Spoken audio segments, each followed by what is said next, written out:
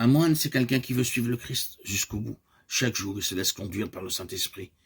Et son obéissance le rend conforme au Christ obéissant. Il est un nouveau-né, un enfant tourné vers le Père, un homme dans la Trinité. En renonçant à soi-même, il faut que le grain soit enfui en terre pour qu'il porte du fruit. Il faut jeûner, veiller, se garder pur, acquérir l'humilité, prier sans cesse pour devenir moine. Et prier sans cesse est un don de Dieu. Il faut le lui demander. Si vous qui êtes mauvais, vous savez donner de bonnes choses à vos enfants, combien plus le Père Céleste donnerait-il l'esprit à ceux qui l'en prient?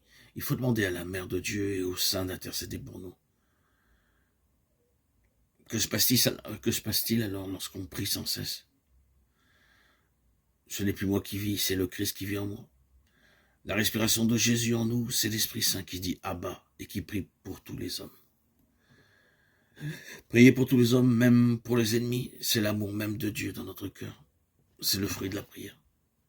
Il faut chanter les offices, lire les psaumes, méditer les évangiles, dire sans cesse Seigneur, prends pitié.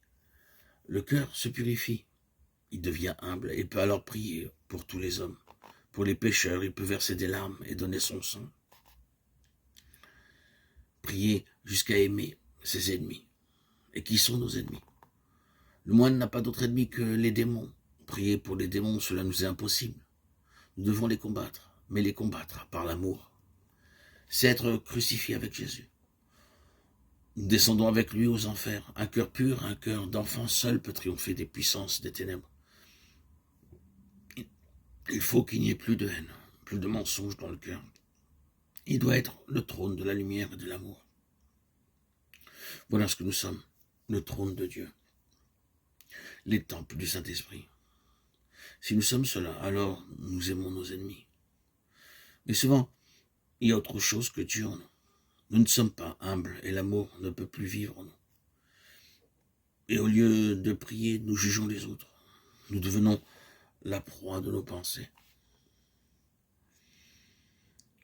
C'est lorsque nous sommes morts à nous-mêmes et que le Christ vit en nous que nous pourrons faire l'expérience du Saint-Esprit. Nous marchons alors dans la lumière. Nous sommes des dieux par la grâce, des hommes nouveaux.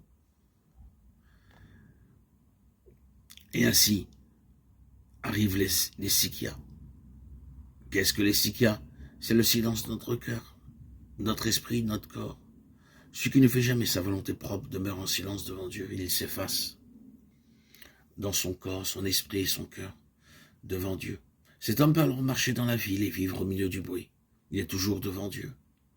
Mais cela est très rare. Il faut commencer par le silence, loin du monde, loin de tous les soucis, et goûter d'abord combien le Seigneur est bon. Celui qui ne sait pas se taire devant Dieu dans sa cellule, comment pourrait-il l'entendre sur les places de la ville? Beaucoup de moines ne connaissent même pas les sikias dans leur cellule. Ils sont trop bavards. Ils s'égarent dans leurs souvenirs et leur imagination. Ils se font toutes sortes de soucis concernant le lendemain. Ce qui est contraire au commandement du Seigneur. Arrêtez et connaissez que je suis Dieu.